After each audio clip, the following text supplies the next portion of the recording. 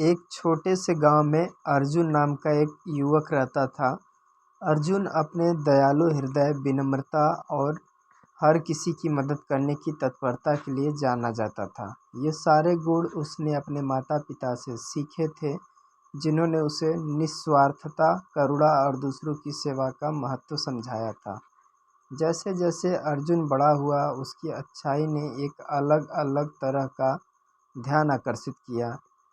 गांव वाले उसके अच्छे स्वभाव का लाभ उठाने लगे। कभी किसी को पैसे उधार चाहिए होते, तो कभी मदद का कोई और बहाना होता।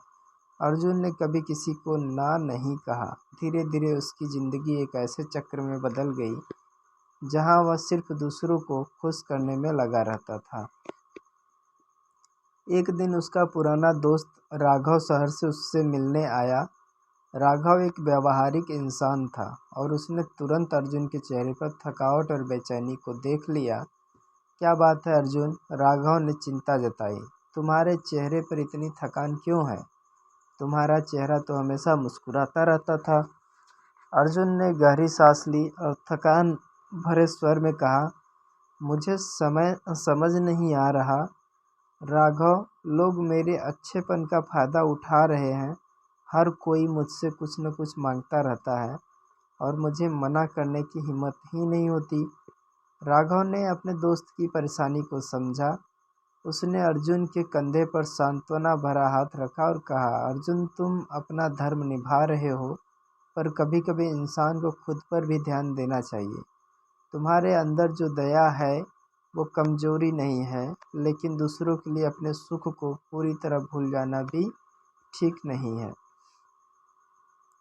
अर्जुन चुपचाप राघव की बातें सुनता रहा। उसे पता था कि राघव सही कह रहा है, पर उसे यह समझ नहीं आ रहा था कि वो अपनी आदतें कैसे बदले।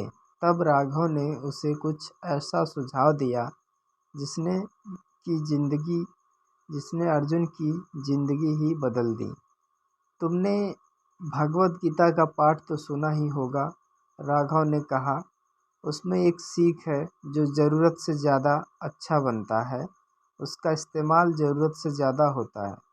कृष्ण ने अर्जुन को समझाया था कि अच्छे बनने का मतलब यह नहीं कि तुम दूसरों को अपने ऊपर हावी होने दो, स्वयं के साथ भी न्याय करो। राघव की ये बातें अर्जुन के दिल को छू गई। उसने भगवत गीता का अध्ययन करने का निश्चय किया, ताकि वह जान सके कि भगवान कृष्ण ने अर्जुन को क्या सिखाया था।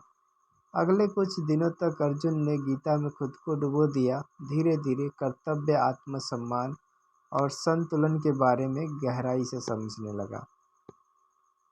भगवत गीता में अर्जुन को कई महत्वपूर्ण सबक मिले, लेकिन एक विशेष श्लोक ने उस पर गहरा प्रभाव डाला। स्वधर्मे निधनम श्रेयः परधर्मो भयावह। इसका अर्थ था कि अपने धर्म का पालन करना, चाहे उसमें कितनी भी कठिनाइयाँ हो, दूसरे के धर्म का पालन करने से बेहतर है। अर्जुन ने समझा कि अच्छा होना ठीक है, परंतु सीमाओं का होना भी आवश्यक है। बिना सीमाओं के दयालुता, आत्मत्याग और यहाँ तक कि नुकसान भी कर सकती है। अगले दिन अर्जुन ने अपने सीखे हुए ज्ञान को व्यवहार में लाने का निर्णय किया। जब एक पड़ोसी ने उससे पैसे उधार मांगे, तो अर्जुन ने शांति से लेकिन दृढ़ता से उसे समझाया कि इस बार वह उधार नहीं दे सकता, क्योंकि उसे अपने खर्चों का भी ध्यान रखना था।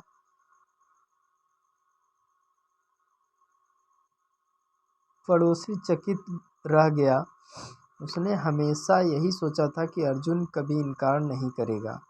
पर अर्जुन, तुमने तो हमेशा मदद की है, पड़ोसी ने विरोध किया। अर्जुन ने बस इतना कहा, मदद करना मेरा धर्म है, पर अपनी ज़रूरत से समझना भी तो मेरा कर्तव्य है। मुझे अपने ऊपर दया रखना भी ज़रूरी है। धीरे धीरे लोगों को समझ में आने लगा कि अर्जुन अब वह नहीं रहा जिसे वे आसानी से अपने मतलब के लिए इस्तेमाल कर सके।